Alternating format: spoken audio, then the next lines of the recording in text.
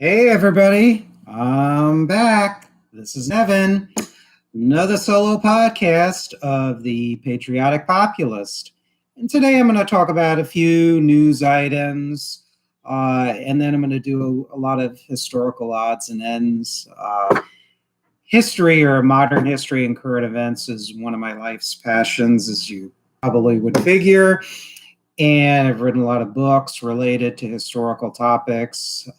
And I think it's important to share these facts because it has bearing to the present day circumstances. And of course, Herschel and I are probably more than likely we're going to have a show next weekend where we're going to be discussing, things that are more current. I'm sure what's gone on with the snowstorm, the power grid issues, the reactions of some of the politicians in Texas, like Rick, or ex-politicians like Rick Perry and Ted Cruz and the former mayor of Colorado City in Texas. But today we're going to go over mostly historical tidbits and some current events items. So we're going to move right forward. But before I go into it, I have something very different that I'm drinking that at least you haven't seen, but I drink these quite often. This is a shake. Make it 100% natural. I put in almost 100% natural. I put in fresh strawberries, put in a banana. I put in this protein powder that my mom got me into, vanilla flavored, put in 1% milk, and boom, this is my dinner. Because I don't like to eat too much at night because I get this heavy feeling in your stomach and whatnot. So this is great. This is my shake. It's not slime. It's not pink slime like what you would find on, seeing Ghostbusters 2, the movie, for those of you who remember it. Nope, this is my health drink, and I thoroughly enjoy leading a relatively healthy lifestyle. But anyways, enough of myself and what I drink and what I eat and my non-political activities. So let's go into and just read some historical tidbits because these are things I like to do research and reading on a variety of topics, economic and historical topics related to the Cold War, to fascism, to communism, to American history, economic history, et cetera, et cetera. And this, by reading these facts over the span of really 20 years, at least 20, more than 20 years, actually, maybe closer to 30 years. Ever since I was in my last year of middle school, I always was interested in history and became very interested in politics, thanks to my stepfather and my mother. Give credit where credit is due. So now you know a little more about me personally.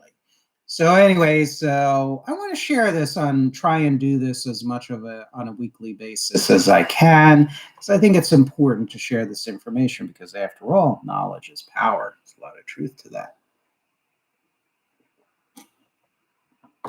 Okay, so let's see what we have here. Now, this piece that I'm going to read, it is from a formerly classified Soviet document. It's titled Notes of Mikhail Gorbachev's Meeting with Soviet Ambassadors to Socialist Countries, dated March 3rd, 1989. And this is a period when we thought everything was wonderful. Communism was, in the process of dissolving and all the rest of it. That Gorbachev was this saint, reformer, was questioning the whole 9 yards. We got to get conduct more trade with the Soviet Union, sign arms control agreements like the INF Treaty, which, by the way, Joe Biden wants to bring back, unfortunately. But the reality is, as I talked about in some other solo podcasts and at least one of my interviews and discussions with Herschel, reality, Gorbachev was a convinced Marxist-Leninist. He still was an authoritarian, maybe not on the level of Stalin, but definitely kept the Gulag, slave labor camps, prisons running and filled up. You still had the monopoly power of the Communist Party Soviet Union that basically governed or lorded over the society and exploited the Soviet peoples. You had Gorbachev right until 1991 was still supporting foreign communist parties, remaining foreign communist states. Other states that, while were not communists, were anti-American, notably Saddam Hussein's Iraq, to give you an example. Iran under the Islamic mullahs. So these are government dictatorships that Gorbachev continued to support, and even in some cases deepened support of. Gorbachev was still committed to global communism, as he said in his 1987 address on I think it's the 70th anniversary of the Bolshevik Revolution. He said that there's a new world coming, a new world of communism.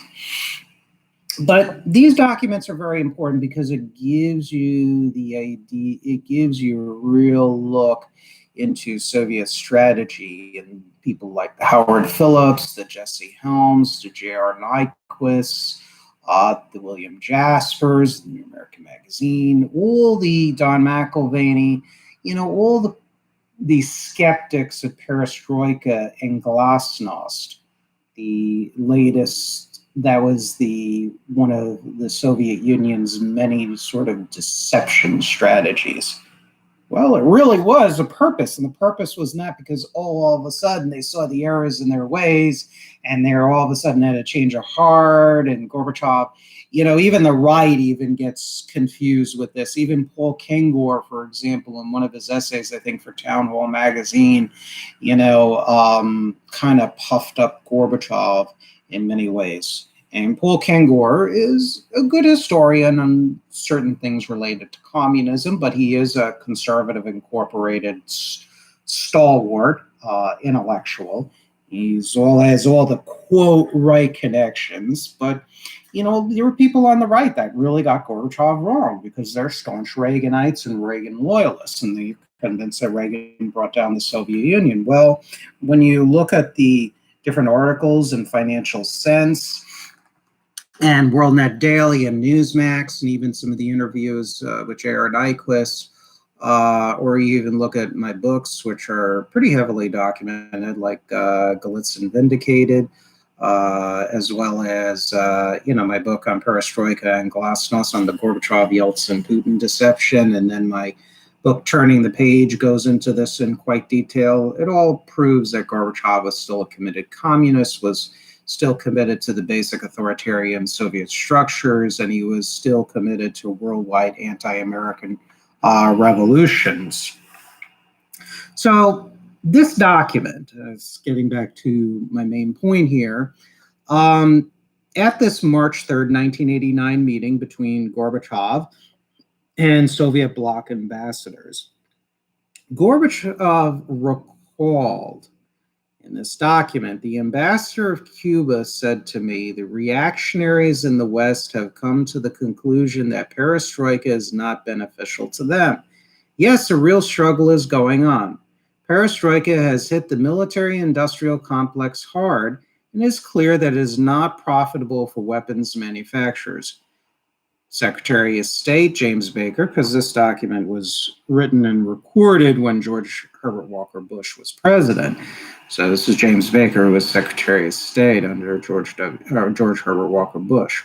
Baker traveled around Europe, and he is in a panic. Europe is breaking away from their control. Their society is reacting powerfully to our work.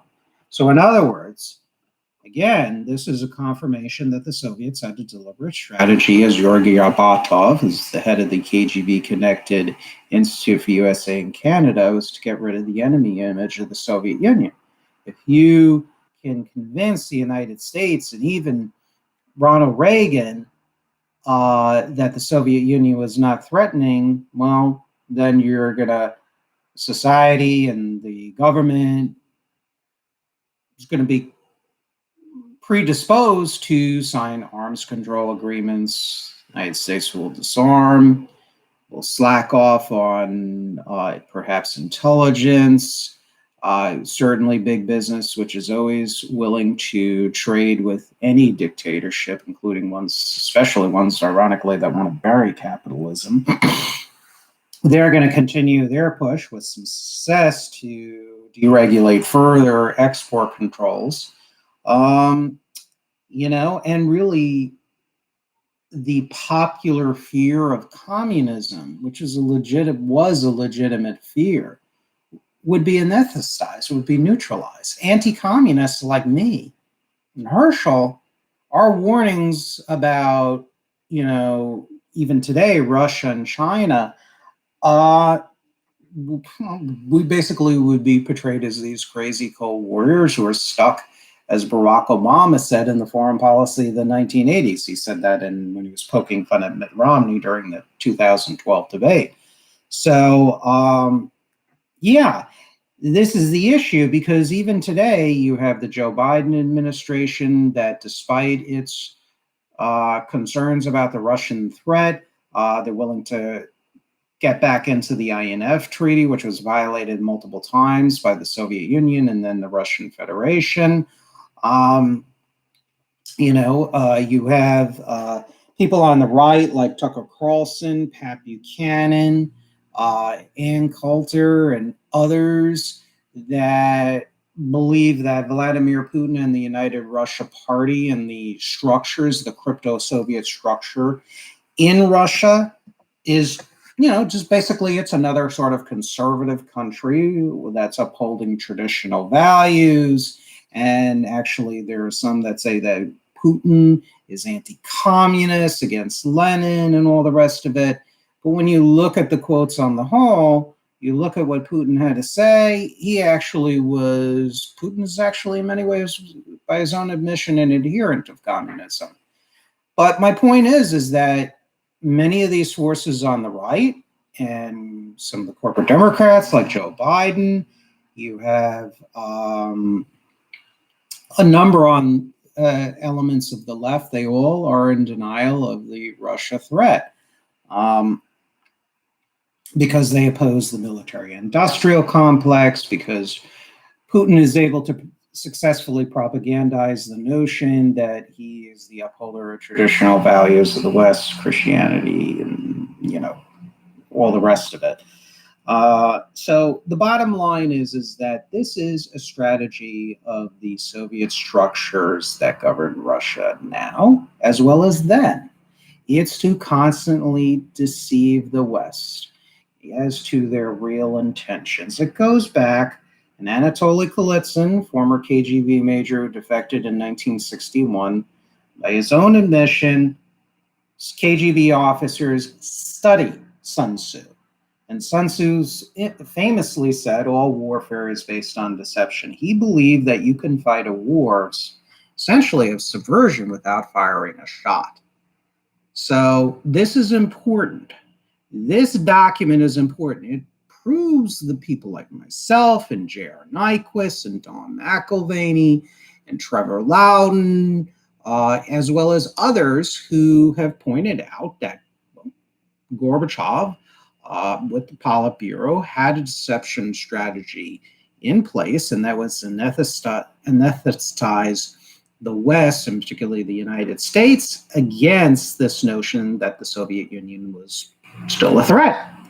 And Gorbachev has also said, and this is, I think Vladimir Zubak wrote a paper regarding this, which talked about how Gorbachev had a strategy also to evict the United States from Western Europe and to hug Western Europe to death, as I believe he called it, which meant basically to neutralize Western Europe and get them all to pull out of NATO. Did that happen? Not necessarily.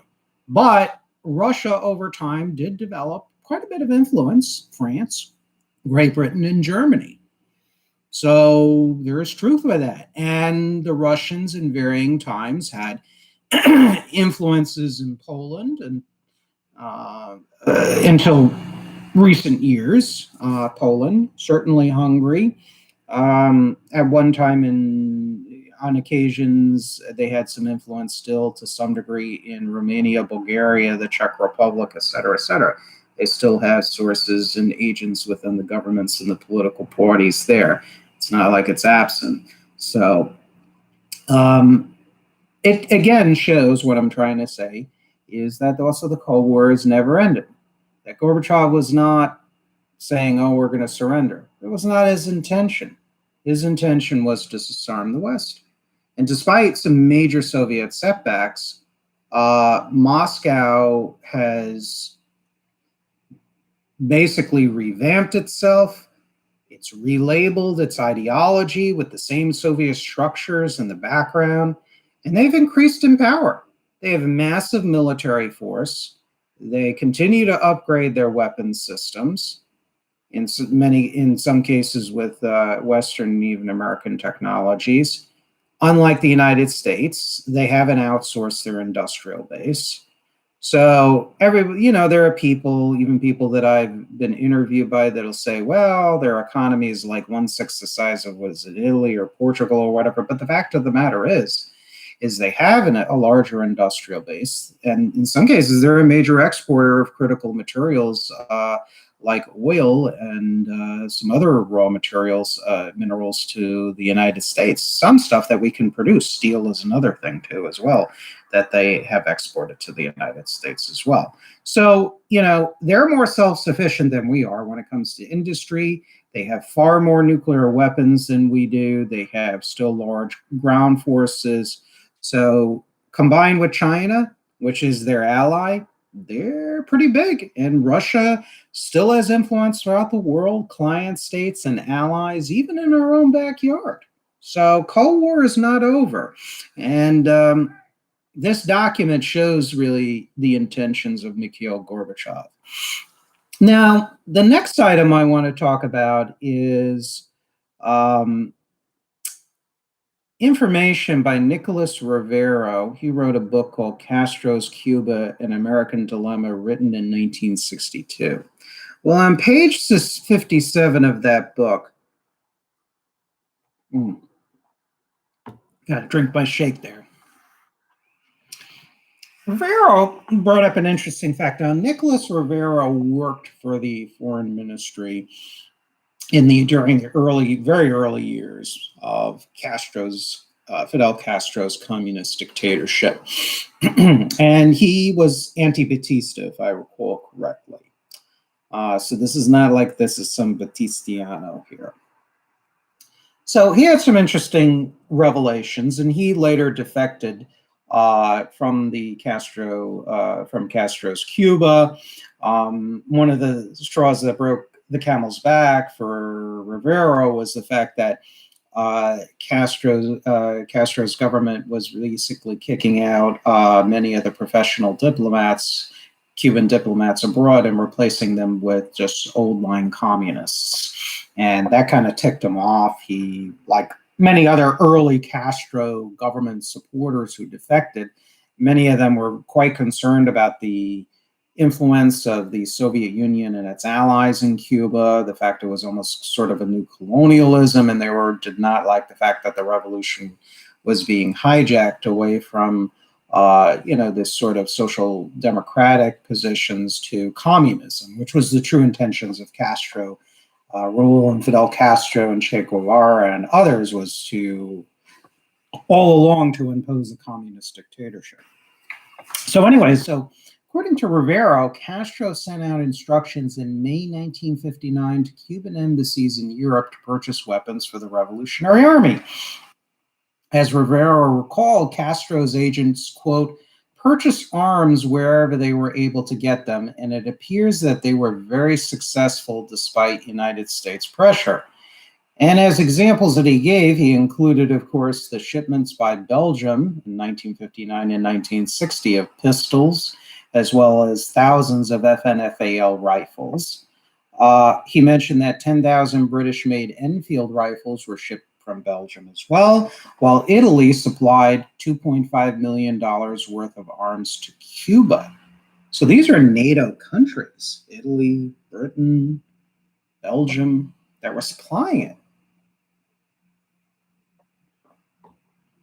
And despite American pressure, the weapons were shipped.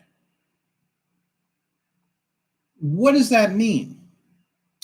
This is further evidence to show why we cannot have entangling alliances. We cannot put ourselves in a position of dependence on even foreign free countries. Why? Because they're going to pursue policies that they think are in their own interests. And if that means selling weapons to make money for their business elites or to curry favor with anti-American governments, it is what it is. And if we become too dependent on those countries, let's say for imports, for example, of military-related parts and goods, strategic goods, even consumer goods, they can hold that over our head like a sword of Damocles. And that's actually happened. I mean, Switzerland embargoed key components of gravity bombs because they didn't agree with President George W. Bush's policy in Iraq. They did that, Switzerland. Now, that's a neutral country, granted, but it's a country that, of course, we trade with, and we outsourced production of key military components to Switzerland.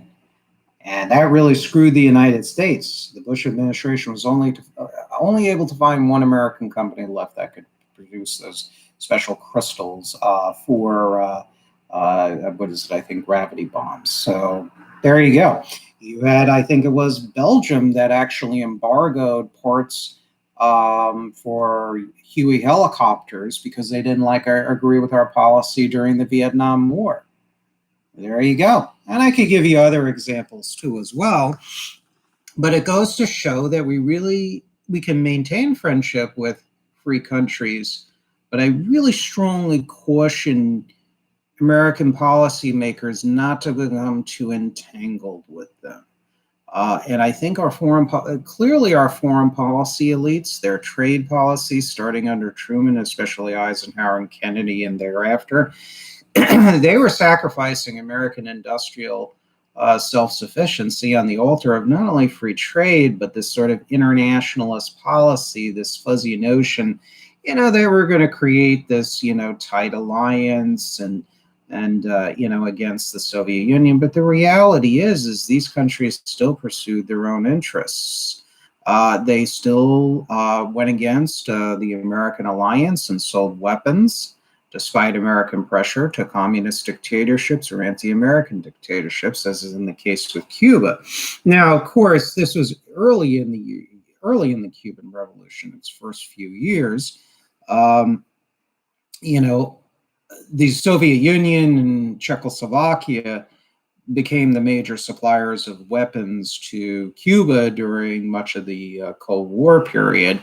They were the primary weapon suppliers. You did have some Western technologies providing some dual-use or potentially dual-use items to the Cubans, but it was the Soviet Union, Czechoslovakia, other industrially advanced communist countries that exported firearms and weapons to the Cuban armed forces.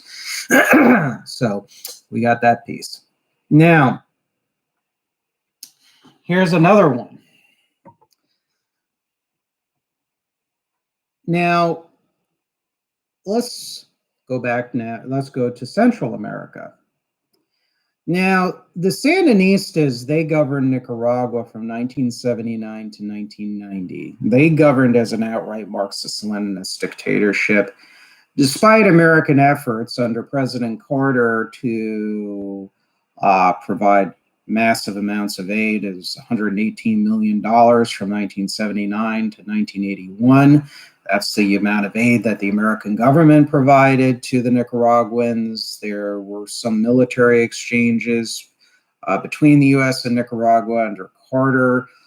In fact, much of that money, according to one high-level defector from the Nicaraguan Justice Ministry under the Sandinistas, I think his name was, I forget his name, but he defected in 1981 and revealed that much of that money was used to purchase firearms and weapons systems for the Sandinista army. So, I mean, the fact of the matter is that that aid. You had the Sandinistas building up their military before the anti-Sandinista resistance was really much of a factor. They were getting training by the Cubans and the Sandinista intelligence. This was during Carter. The Cubans were playing a major role in rebuilding the Nicaraguan military and creating its intelligence service. The East Germans and the Bulgarians were training Sandinista state security. This is during the time when the Carter administration was engaging the Sandinistas and had this close trade and economic aid relationship, and even some sporadic military relations too as well. And, the East Germans were developing military relations with the Sandinista army, and even the Soviets through cutouts in Algeria, Bulgaria, and Cuba from 1979 to 1981. They were supplying the Sandinistas with firearms and other weapon systems as well. So really the engagement did not work out. Nicaragua, despite U.S. appeals, kept in its stanzas and its hymn, the Yankee is the enemy of humanity. This was all during the Carter administration. I can go on and on and on. Well, Sandinistas were voted out of office in February 1990. Sandinistas still had a lot of power behind the scenes, nevertheless, in Nicaragua. And they finally came back to power in 2007. They're still in power today. Now the Sandinistas are close to Russia, Venezuela, Iran. They are engaged in joint military exercises with the Russians and the Venezuelans from time to time. They're getting weapons. The Russians are back there. I think they have like some sort of telecommunications monitoring base.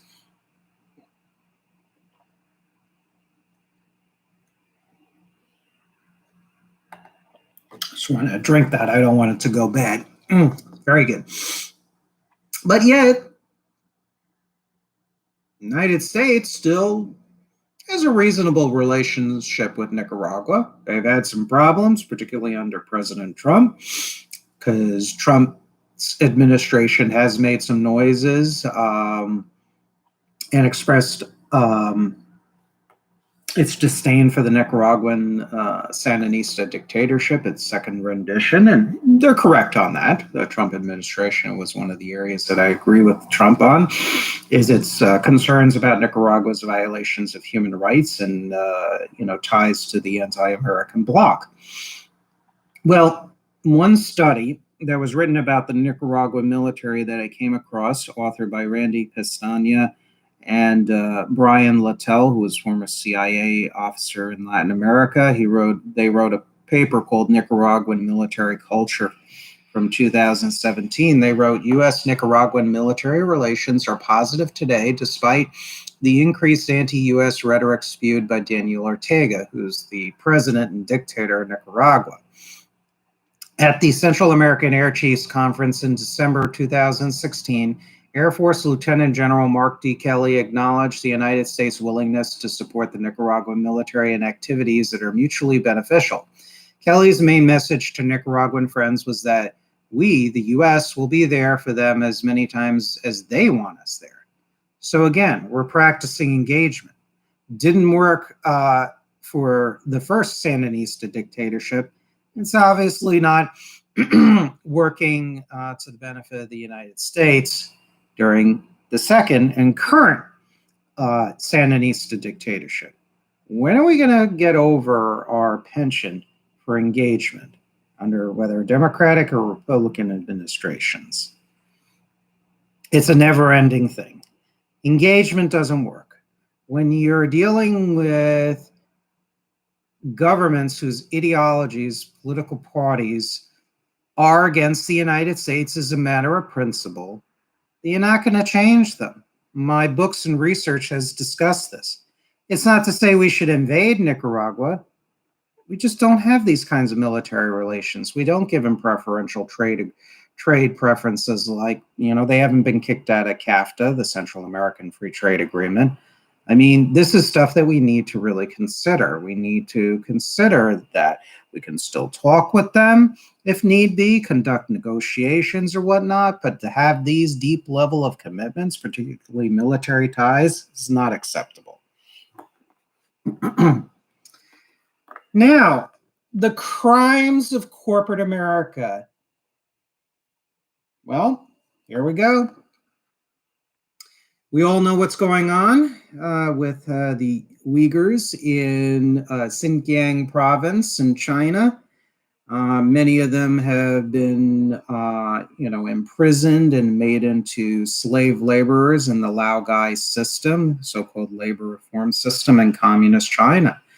And there were bipartisan coalition of liberal progressives and conservatives, Republican and Democrat, great example of bipartisanship, to sanction, to ban the importation of goods that were produced by Uyghurs who were enslaved in prisons in communist China. But, of course, those precious, wonderful job creators that the teabaggers just love to just, I don't want to say anything vulgar on air here, but just love to just like give a big fat wet kiss to, all the sort of the Paul Ryans, the teabaggers, the corporate globalists, the labor haters. They say, oh, we can't say anything bad about corporations. They should just do whatever they want, and we deregulate them further. They're going to do the right thing. Or corporations, they should have unlimited access to the political system by bribing politicians, stemming from the Citizens United, McCutcheon, Buckley versus Vallejo, Bellotti versus Bank of First Boston, all those cases, legalizing the bribery. So now we open the door for globalist plutocrats to basically dictate American policy. So that law that would have banned the importation of goods produced by enslaved Uyghurs imprisoned in the Laogai, well, Nike, Coca-Cola, Apple, the U.S. Chamber of Commerce, and the American Apparel and Footwear Association all opposed the bill. They really don't care. They just want to make money. That's all they care about. Thomas Jefferson said it best in a letter. Merchants care about have no country. All they care about is commerce. And they don't care if it's produced by slave labor, administered by an enemy government of the United States, a government that is an enemy of the United States. I mean, this is why Citizens United and all the other money and free speech bullshit and everything, that needs to be overturned by constitutional amendment. In fact, let's take a look and see what in the Constitution we can do to create a sort of Bill of Rights on the rights of corporations, because this sort of like letting corporations do whatever the fuck they want ain't working. It's not working for national security. It's not working for average Americans too as well. So it's time for a change, and we also need to implement a lifetime ban on lobbying for anybody who's worked for federal, state, and local governments, elected officials, appointed officials, or employees. That's it, particularly our politicians and cabinet officials and former presidents.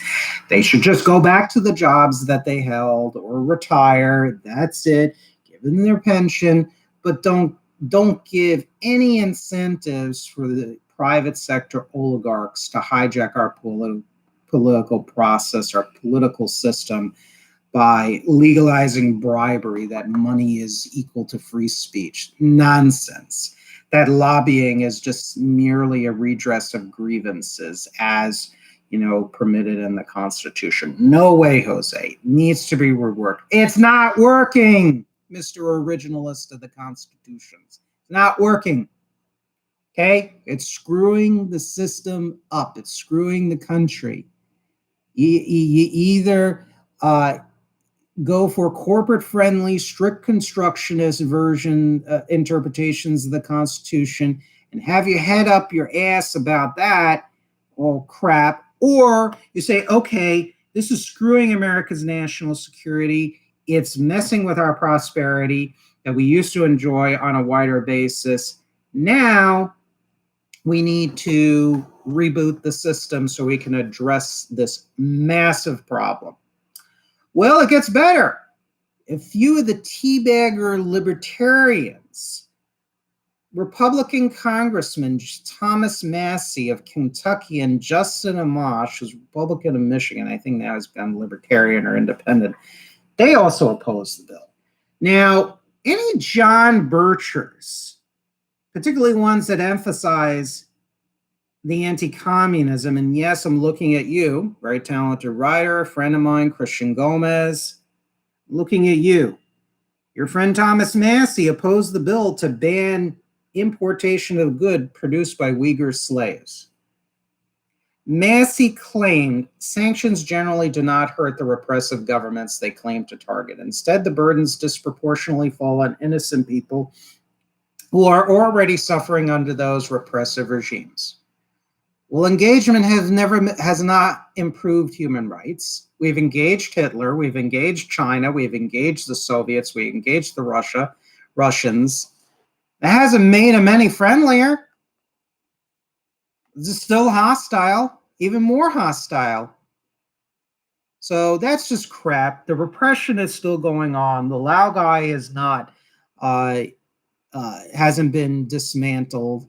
I mean, the list goes on and on. So Massie either is just so ideologically in la-la land, head is up his ass, or he's corrupt. I mean, pick your two. He's either ideological, corrupt, or both.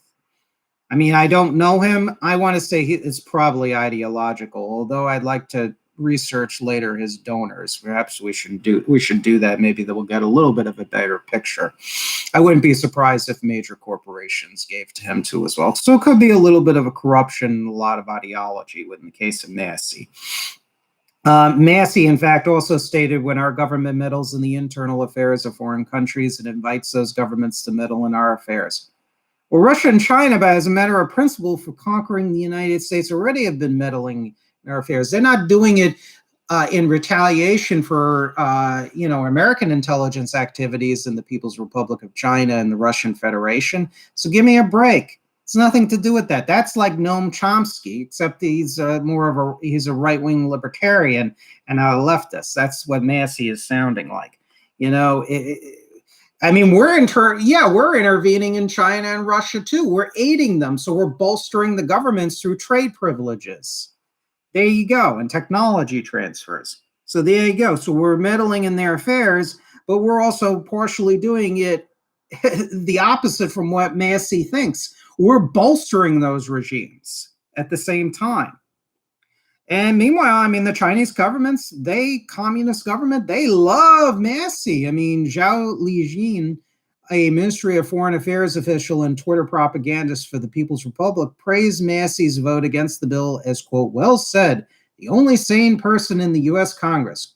One writer on Weibo hoped that Massie would become the, quote, Chinese people's old friend in the future. Now, the term old friend of China, that means that's the Communist Party code speak that they use for agents of influence in foreign countries, including the United States. In fact, the Chinese Communist Party, as far back as the 1980s, admitted that folks like Nixon and Bush were old friends of the Chinese Communist Party. And, these were establishment Republicans. So the bottom line is, this is reason number 12,000 why I don't like hardcore libertarians. They're ideologically myopic. I suspect there's some corruption. In the case of Justin Amash, who also opposed the bill banning the importation of goods by enslaved Uyghurs, Justin Amash actually has business interests with the Chinese, with communist China too as well. That's been reported, as a matter of fact. So, Justin Amash, I think there's definitely some definitely some corruption involved in there, as well as ideology, because he has business interests. I think it's tool makers, and he's directly invested in, I believe it's communist Chinese corporations. So that is that with that. So let's go for some more here.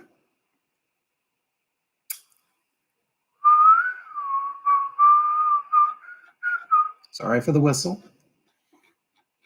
A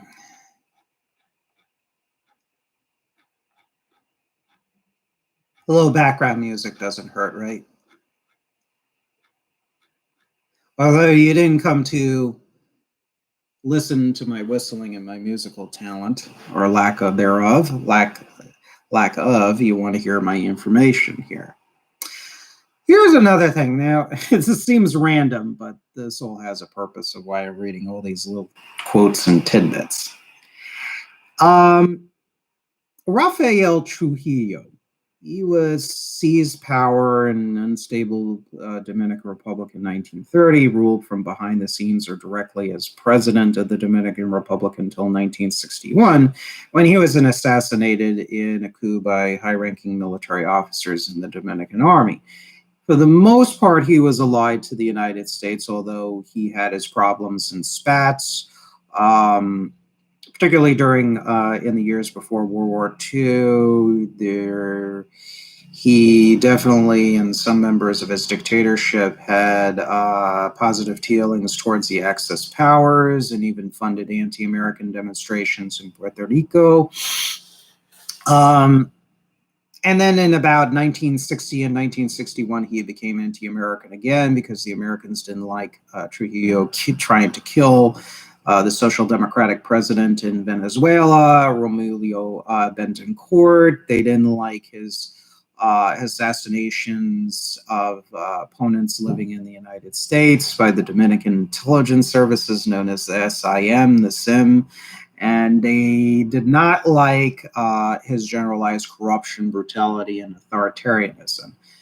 Dominican Republic under Trujillo was like a right-wing version of North Korea, essentially.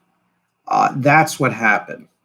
Now, when I was in the John Birch Society, there's a lot of good things I learned from them, but there was also over time things I grew very, very, very wary of them about, and really have still to this day some very profound disagreements, same token with the John Birch Society. One of the early things that really caused me not to really renew my membership in the John Birch Society is they engaged in what I term political pilgrimage of the right. They were anti-communist, and as long as a dictatorship called themselves anti-communist, unless it was a social democratic government, the John Birchers, even Robert Welsh, tended to embrace them. And one of those dictatorships was that of General Rafael Trujillo. And Trujillo ran the country like a right-wing version of North Korea. Right-wing in the sense that, quote, his government upheld anti-communism, Catholic traditionalism, and other things that would be associated sort of with the traditional old school right, particularly European right, and also the American right, the old American right in some respects. And the fact he was anti-communist. And he brought alleged stability, which means total authoritarian, really totalitarian control over the populace. But the most important thing was, is in their minds, he was anti-communist. And,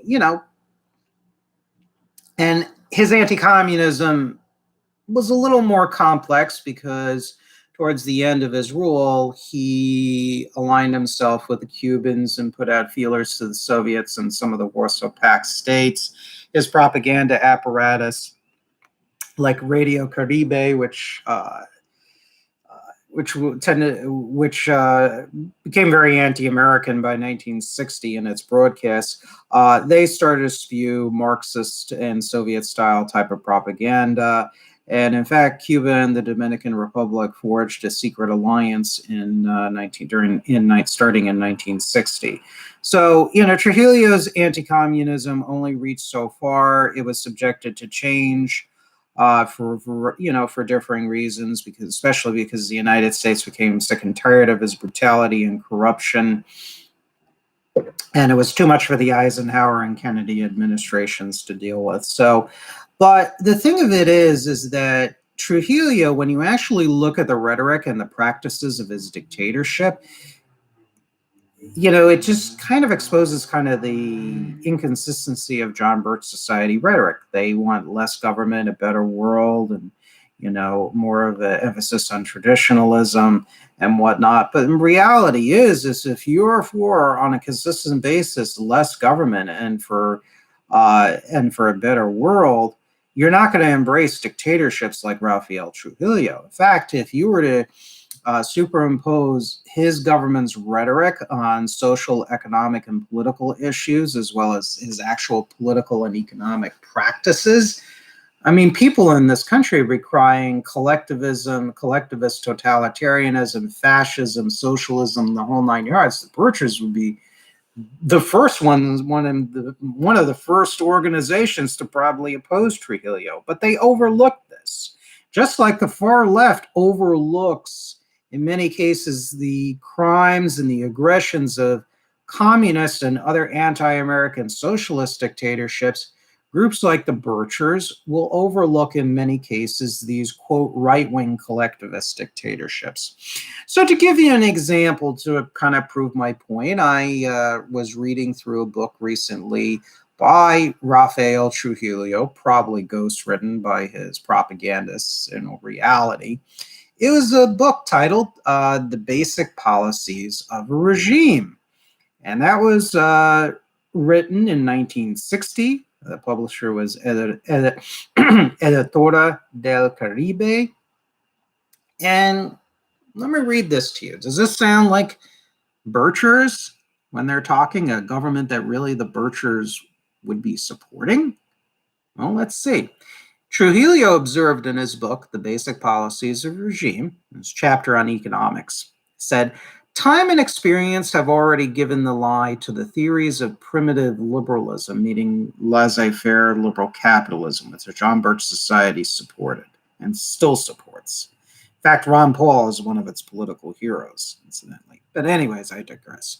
So Trujillo observed, or his ghostwriters observed, time and experience have already given the lie to the theories of primitive liberalism, which proclaim that any economy must be completely free to follow its own course, like a river whose current is only subject to its depth and width.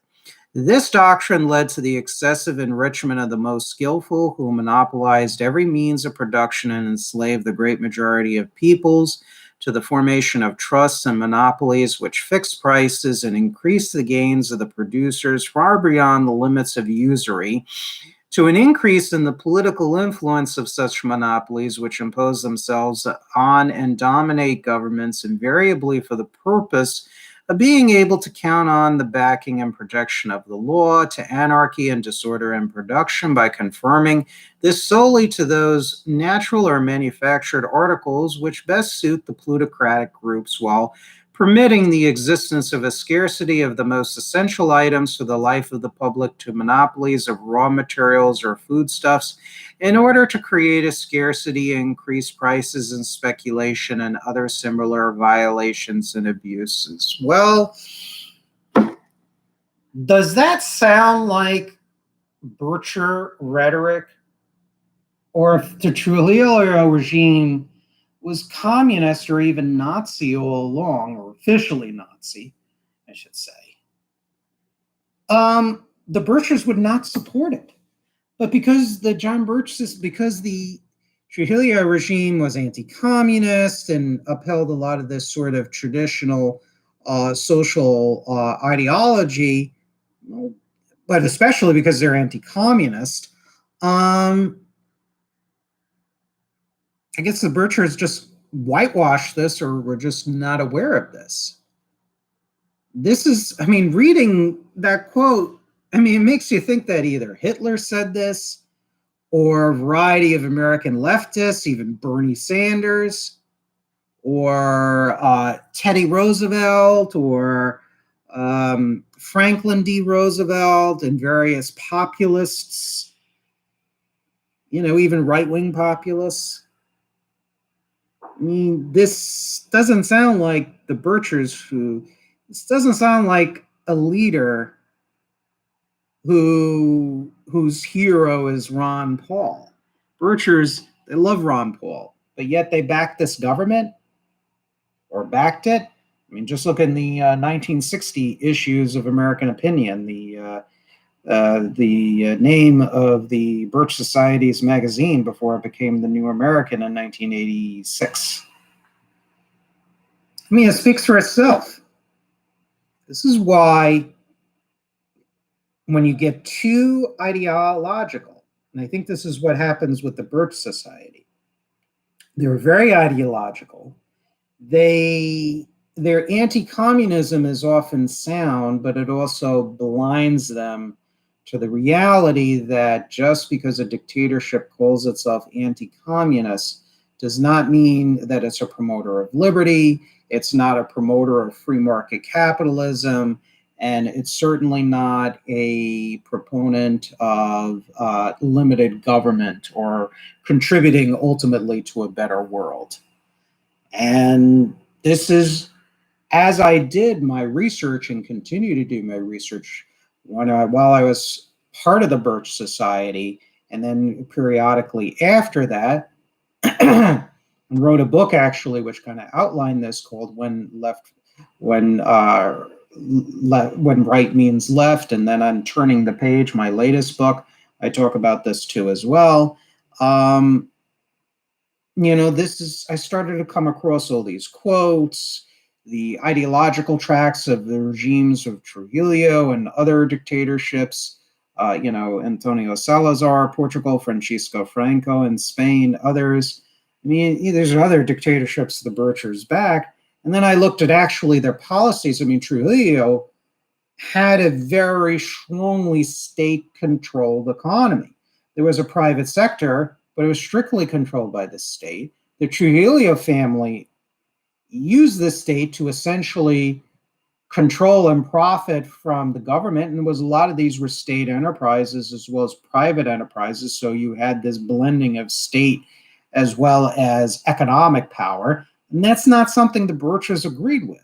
Birchers are not fascists, they're not Nazis, certainly not rhetorically. Trujillo was highly authoritarian.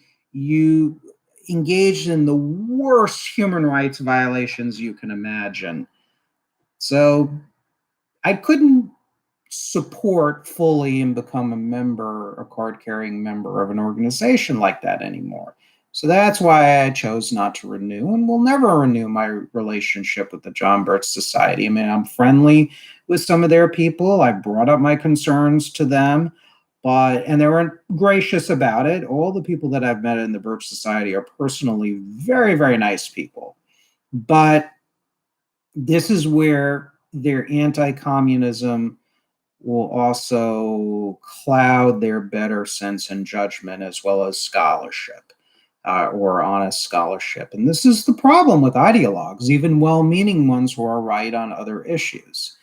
So, that's one of the reasons why I left the Birch Society. And I think that's a pretty important one. Historical honesty is very important. We all have our own ideologies. We all have our own worldviews.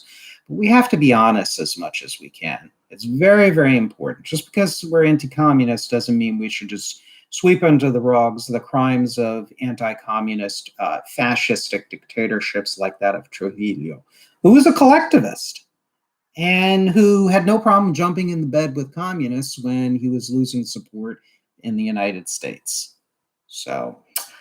But anyways, I think that's enough historical tidbits and some current events dealing with foreign policy for now. I thank you all for listening to this segment of The Patriotic Populist, and I look forward to our next show, which will be sometime this weekend, where I'm going to be doing a show with Herschel. And I thank you all, and you all have a wonderful evening, and have a great, safe, and productive week in the days coming up ahead, starting tomorrow.